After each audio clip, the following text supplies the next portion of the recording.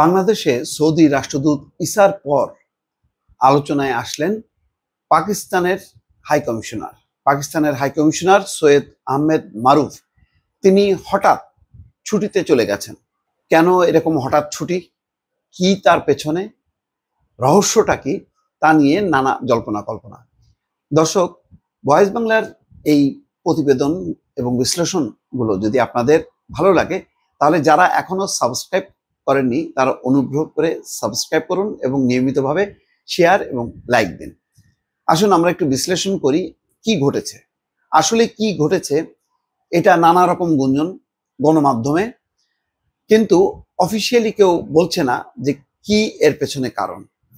সৈয়দ আহমেদ মারুফ খুব গুরুত্বপূর্ণ ভূমিকা পালন করেছেন, বিশেষ করে 5ই আগস্ট পট পরিবর্তনের পর পাকিস্তানের সাথে বাংলাদেশের সম্পর্ক জোড়া লাগানোর ব্যাপারে তিনি রীতিমতো হন্যে হয়ে ছুটেছেন রাজনৈতিক দলগুলোর পেছনে।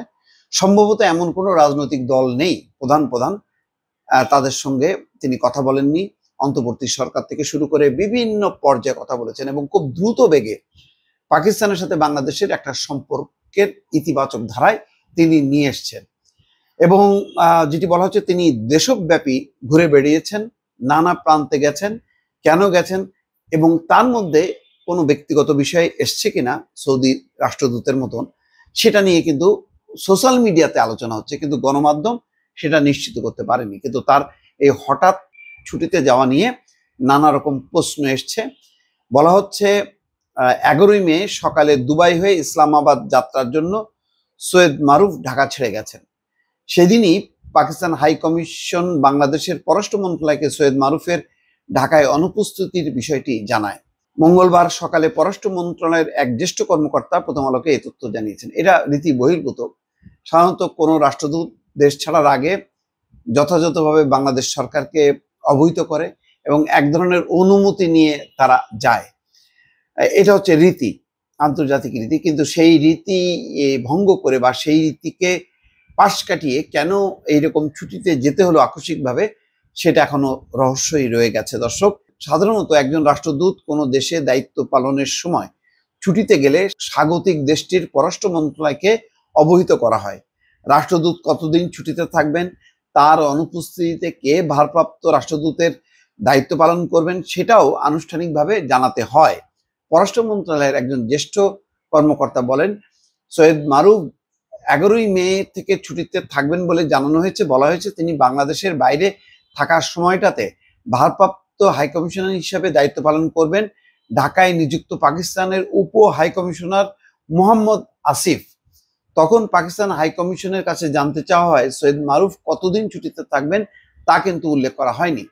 এরপর পাকিস্তান হাইকমিশন অনানুষ্ঠানিকভাবে জানায় 2 সপ্তাহের ছুটিতে থাকবেন সৈয়দ মারুফ।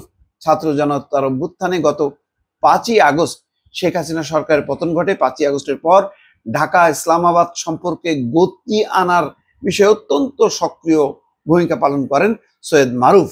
অন্তর্বর্তী সরকারের বিভিন্ন উপদেষ্টার পাশাপাশি সরকারি বেসরকারি নানা পর্যায়ে তিনি নিয়মিত বৈঠক করে আসছেন। পাকিস্তানের পররাষ্ট্র মন্ত্রণালয়ের বিভিন্ন সফর আয়োজনে তিনি সক্রিয় ভূমিকা পালন করেন। গত 9 মাসে সৈয়দ মারুফ চষে বেরিয়েছেন বাংলাদেশের বিভিন্ন জেলা। সর্বশেষ 9ই মে কক্সবাজার সফর করেন। কি হয়েছিল কক্সবাজারে? নানা গুঞ্জন।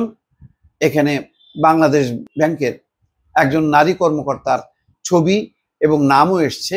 এসব তার ছুটির পেছনে কারণ কিনা সেটা পরিষ্কার না। অতি সক্রিয় এই কূটনীতিকের হঠাৎ ছুটিতে যাওয়া নিয়ে রহস্য তৈরি হয়েছে। এ নিয়ে নানা জল্পনা চলছে সামাজিক যোগাযোগ মাধ্যমেও। সৈয়দ মারুফ 2023 সালের ডিসেম্বরে পাকিস্তান হাইকমিশন হিসেবে কাজ শুরু করেন। দর্শক, বিভিন্ন পত্রিকায় গতকালকে থেকেই এই খবরগুলো প্রকাশ করছে এবং নানা রকমভাবে বলার চেষ্টা করছে যে নিশ্চয়ই এমন কোনো কার্যকারণ আছে যার কারণে তিনি হঠাৎ করে ছুটিতে চলে গেছেন। পাকিস্তান পররাষ্ট্র মন্ত্রণালয়ের ডাকে সাড়া দিয়ে তিনি গেছেন, অথবা বাংলাদেশ সরকার পাকিস্তান সরকারকে এমন কিছু তথ্য দিয়েছেন তার প্রেক্ষিতে সৈয়দ মারুফ ছুটিতে যেতে বাধ্য হয়েছেন। দর্শক, নিশ্চয়ই পরবর্তীতে জানা যাবে এর পেছনে কি রহস্য ছিল। দর্শক, ভালো থাকবেন। আল্লাহ হাফেজ।